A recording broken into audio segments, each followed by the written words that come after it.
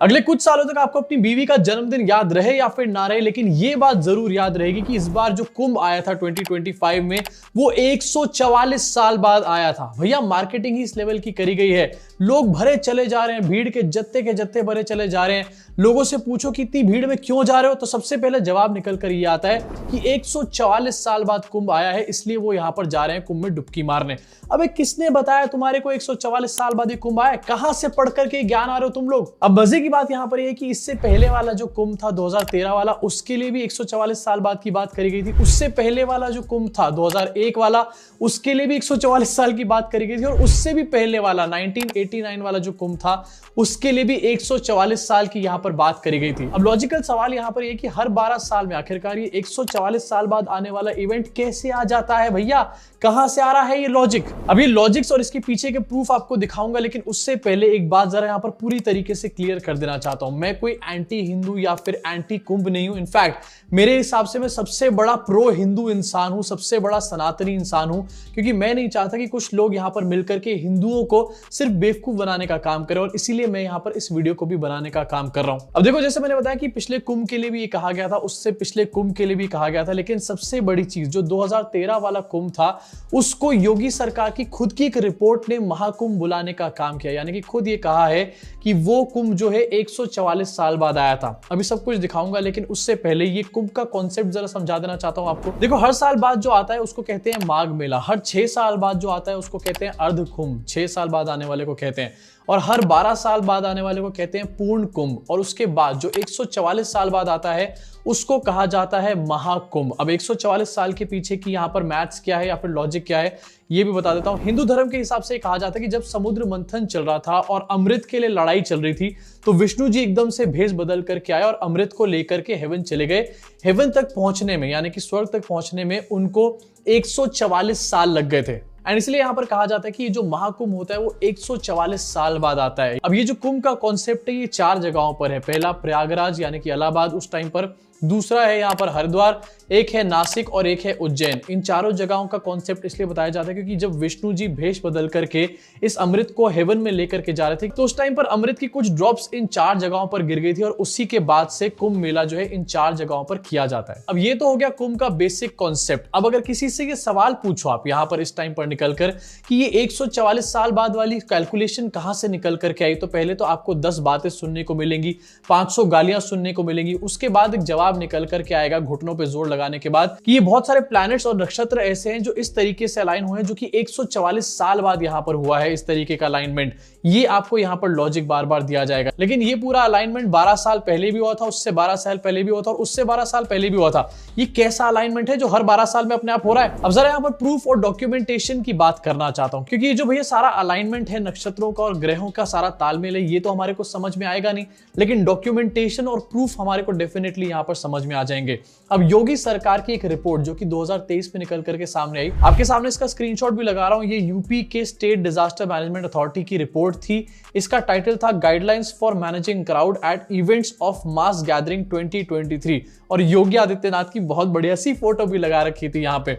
योगी सरकार की इस रिपोर्ट में 2013 वाले कुंभ में और वहां पर जो स्टैम्पीड हुआ था प्रयागराज के स्टेशन पे, उसका जिक्र किया गया, और पिछली बार वाले कुंभ को यहाँ पर महाकुंभ बुलाया गया। इनफैक्ट ये भी साफ साफ कहा गया है कि ये जो कुंभ था वो 144 साल बाद आया था, और 10 करोड़ लोगों ने यहाँ पर डुबकी मारने का काम किया था। ये सब योगी सरकार की एक रिपोर्ट में लिखा है, जो कि रिसेंटली द वायर में भी छपी है, जिसका स्क्रीनशॉट भी मैंने आपके सामने यहाँ पर लगा रखा है। इसके मतलब सबसे पहली चीज ये निकल कर आती है कि योगी सरकार की अपनी ही एक रिपोर्ट ये बात बोल चुकी है कि 2013 वाला जो कुंभ था वो एक्चुअली में महाकुंभ था, वो 144 साल बाद हुआ था। अब अगर वो 144 साल बाद हुआ था तो ये 144 साल बाद कैसे हो सकता है, समझ नहीं आ रहा मुझे। इसी के साथ एक और रिपोर्ट का यहां पर जिक्र करना चाहता हूं। ये है सीएजी की रिपोर्ट, जो कि 2013 के जो कुंभ मेले के ऊपर बनाई गई थी। इस रिपोर्ट में भी इस मेले को महाकुंभ कहकर के रेफर किया गया था। महाकुंभ जो है, जैसे कि आपको मैं ऑलरेडी बता चुका हूं, 144 साल बाद वाले को ही महाकुंभ कहा जाता है। इसका मतलब ये कि एक तो 2023 की योगी आदित्यनाथ की सरकार की रिपोर्ट है, जो कि 2013 वाले वाले कुंभ को ऑलरेडी महाकुंभ कह चुकी है, 144 साल बाद वाला कह चुकी है। उसके अलावा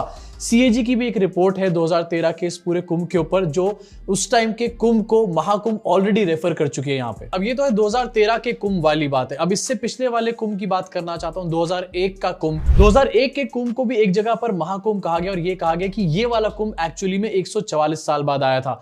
ये जिक्र किया गया है एक हार्वर्ड यूनिवर्सिटी के रिसर्चर्स की रिपोर्ट में। इस रिपोर्ट का नाम है Kumbh Mela mapping the एफेमेरल mega city. अब ये जो रिपोर्ट है ये भी 2013 वाले कुंभ के ऊपर ही बनाई गई थी, लेकिन इसमें 2013 वाले कुंभ को महाकुंभ नहीं कहा गया था, बल्कि 2001 वाले, उससे पहले वाले कुंभ को महाकुंभ कहा गया था। इनफैक्ट कुंभ मेले के ऊपर ब्रिटिश जर्नलिस्ट मार्क टली ने एक शॉर्ट बुक लिखी थी एंड यहां पर इन्होंने जिक्र किया था, बुक के पेज 12 पे जिक्र किया था कि पंडितों के हिसाब से 1989 वाला जो कुंभ मेला था एक्चुअली में वो महाकुंभ था और वो 144 साल बाद आया था। मार्क टली यहां पर बताते हैं कि पंडितों ने उनको बताया कि 1989 वाला जो कुंभ था उसकी कितनी ज्यादा इंपॉर्टेंस थी, क्योंकि वो 144 साल बाद आया था। उस टाइम पर भी सेम लॉजिक दिया गया था कि ये ग्रह और नक्षत्रों के एक खास अलाइनमेंट की वजह से 144 साल बाद आया है, महाकुंभ कहा जा रहा है इसको। अब ये तो है कुछ पुराने डॉक्यूमेंट्स, कुछ पुराने रिकॉर्ड्स जो कि द वायर में रिसेंटली छपे थे, लेकिन इसके अलावा अब रिसेंटली अगर बात करी जाए प्रयागराज की वेबसाइट, डिस्ट्रिक्ट वेबसाइट के बारे में, और अगर महाकुंभ की वेबसाइट के बारे में बात करी जाए, तो क्या यहाँ पर 144 साल का कहीं भी जिक्र किया गया है? कहीं पर भी इसका जिक्र नहीं किया गया है। यहाँ पर 12 साल की साइकिल का जिक्र किया गया है, लेकिन 144 साल के बारे में कोई यहाँ पर बात नहीं कर रहा। अब यूपी की सरकार इसके बारे में बात कर रही है, योगी आदित्यनाथ इसके बारे में बात कर रहे हैं, बीजेपी के सारे लोग इसके बारे में बात कर रहे हैं, एड्स में इसके बारे में बात करी जा रही है। तो आखिरकार महाकुंभ की वेबसाइट में 144 साल का कोई जिक्र क्यों नहीं है? और अगर महाकुंभ की वेबसाइट पे 144 साल का जिक्र अब आ भी जाए, ये सब बातें होने के बाद, ये सब डिबेट होने के बाद, तो पिछला वाला जो कुंभ था 2013 वाला, उसके ऊपर जो रिपोर्ट बनाई गई थी, जो कि योगी की सरकार ने बनाई थी, किसी और की सरकार ने नहीं बनाई थी, किसी और का यहाँ पर षड्यंत्र कॉन्स्पिरेसी नहीं थी, उसमें आखिरकार 2013 वाले कुंभ को 144 साल बाद का और महाकुंभ क्यों कहा गया है? यहाँ पर अपने आप में एक बहुत बड़ा कंफ्यूजन बनकर के खड़ा हो जाता है। लेकिन फिर भी अभी तक हर जगह पर इस बात की पब्लिसिटी करी जा रही है कि ये जो कुंभ है ये 144 साल बाद आया है। ये बात सुनने के बाद डेफिनेटली बहुत सारे लोग ऐसे होते हैं जो प्लान शायद नहीं भी कर रहे होंगे कुंभ मेले में जाने का, लेकिन वो भी कुंभ मेले में चले जाएंगे।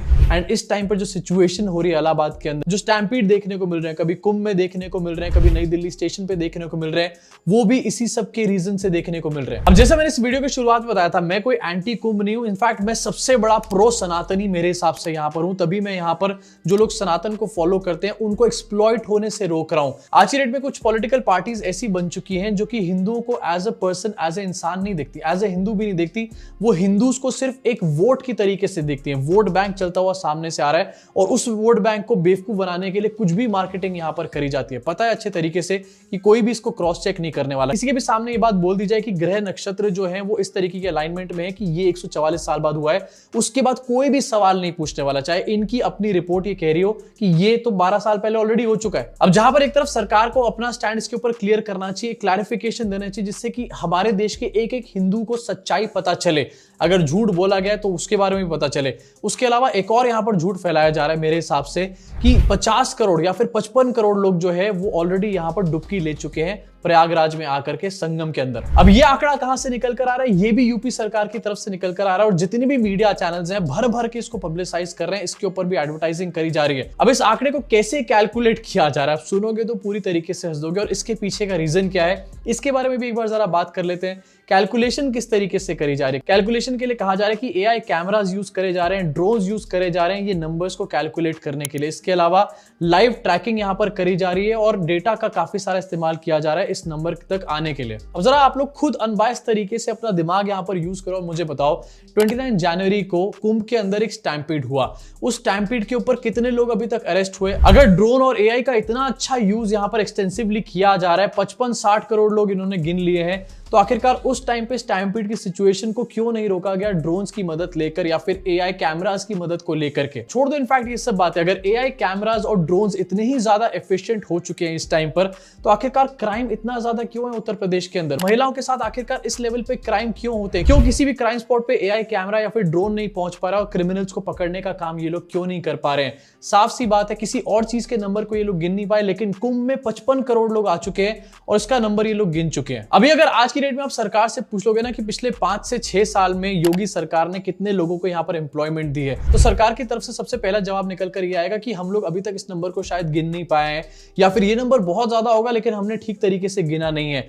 अगर एम्प्लॉयमेंट वाले लोगों की काउंटिंग यहाँ पर नहीं हो पाती है, अगर उन महिलाओं की काउंटिंग नहीं हो पाती है कि जिनके साथ अपराध हो रहा है ठीक तरीके से, तो आखिरकार यहाँ पर 55 करोड़ लोग किस तरीके से काउंट कर लिए गए मुझे समझ में नहीं आ रहा। अब ये काउंट कैसे करेगा ये तो मैंने आपको बता दिया, लेकिन इस नंबर के पीछे सबसे बड़ा पर्पस क्या है? सबसे बड़ा पर्पस यहाँ पर ये है कि बीजेपी दिखाना चाहती है कि हिंदू इस टाइम पर कितना ज्यादा कंसोलिडेट हो चुका है, कितनी ज्यादा एकजुटता आ चुकी है हिंदुओं के अंदर। क्योंकि जितना ये लोग इस तरीके का नैरेटिव सेट करेंगे कि हिंदू एकजुट हो चुका है, देखो एकजुट होकर के किस तरीके से आगे आ रहा है, उतना ही इनको पॉलिटिकल बेनिफिट्स मिलेंगे आगे आने वाले इलेक्शंस के अंदर। इसी के साथ ये जो क्लेम किया जा रहा है 50-55 करोड़, और अभी कहा जा रहा है कि 26 फरवरी तक 60 करोड़ तक पहुंच जाएंगे ये लोग। आधे हिंदू जो हैं वो ऑलरेडी यहाँ पर आके स्नान कर चुके होंगे प्रयागराज के अंदर। को लेकर के एक और बहुत बड़ा लूप होल है यहाँ पर। अगर प्रयागराज की बात करी जाए तो इसकी कुल आबादी है 1.2 करोड़, यानी कि 1.25 करोड़ के आसपास यहाँ की आबादी है।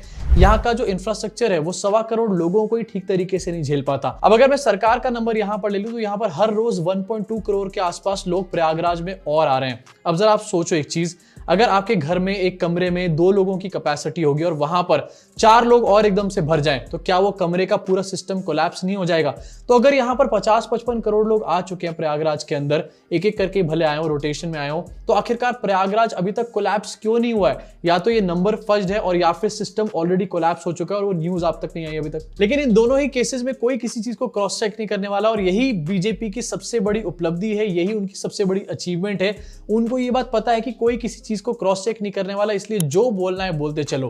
कुंभ जो है 144 साल बाद आया, ये कह करके लोगों को बुला लिया, और लोगों के आने के बाद ये कह दिया कि 50-55 करोड़ तो लोग ऑलरेडी यहां पर आ चुके हैं, हिंदू एकदम से इकट्ठा यहां पर हो चुका है। सारा का सारा पॉलिटिकल पर्पस एक बार में ही सॉल्व करके रख दिया योगी आदित्यनाथ ने। वैसे योगी आदित्यनाथ ने तो पर्पस सॉल्व करके रख दिया है, लेकिन इससे सबसे बड़ा खतरा पता है किसको है? हमारे मोदी जी के फ्यूचर प्रोस्पेक्ट्स को।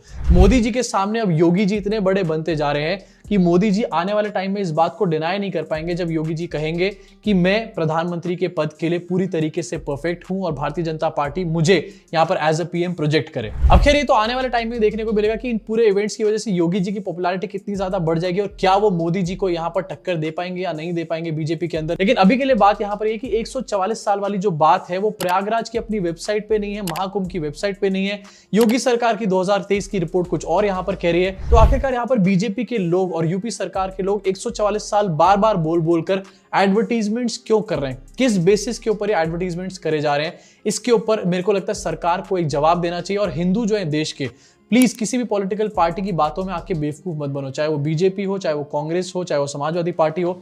अपनी अकल को यहां पर लगाओ, लोगों के लिए वोट बैंक मत बनो, एक इंसान बनो। अभी के लिए इस वीडियो में सिर्फ इतना ही। आपको क्या लगता है इस पूरे मैटर के बारे में, 144 साल के बारे में? नीचे कमेंट सेक्शन में अपनी भड़ास को जरूर निकालना, और हाँ, इस वीडियो को लाइक करना दबा करके, जिससे कि ये ज्यादा से ज्यादा लोगों तक पहुंचे और हिंदुओं तक पहुंचे, और हमारे देश के हिंदू जो है वो अवेकन होना शुरू हो, किसी का मोहरा यहां पर ना बने।